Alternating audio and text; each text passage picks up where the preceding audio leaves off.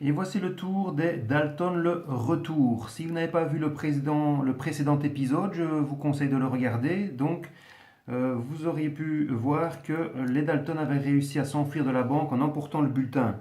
Évidemment, Lucky Luke n'avait pas trop apprécié et avait donc décidé de tendre un piège aux Dalton. Et il avait fait répandre la rumeur partout dans l'Ouest que le gouverneur, son épouse et toute leur fortune, les 10 000 $ qu'ils possédaient, se rendaient à l'aide d'un convoi, donc sur une diligence à Fort Knox.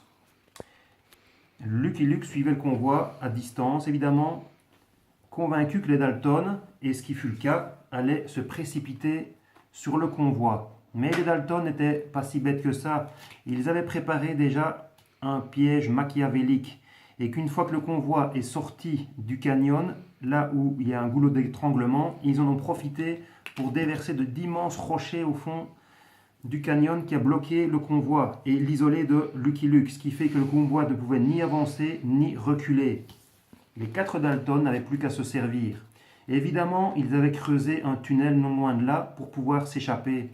Ils avaient donc commencé par voler les 10 000 $, hop, emmenés dans la grotte.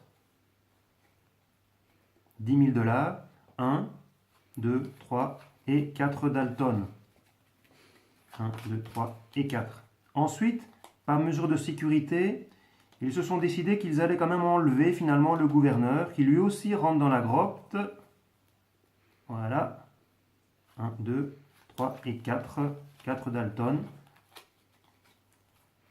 1, 2, 3 et 4. Quant à l'épouse, elle essayait de fuir. Malheureusement pour elle, les Dalton ne l'allaient pas laisser s'échapper. Et elle aussi finit par être capturée et emmenée dans le tunnel.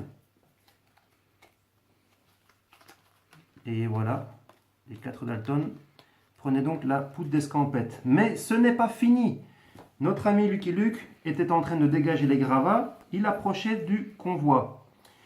Il décidait donc de commencer par fouiller le dessus de la diligence, d'ailleurs qui n'était point ferré, sans bœuf et sans sarrasin. Il fouillait donc le dessus de la diligence, mais il ne trouvait rien. Il décidait donc de fouiller à l'intérieur, dire stop. Stop. Stop ici. Très bien. Voilà.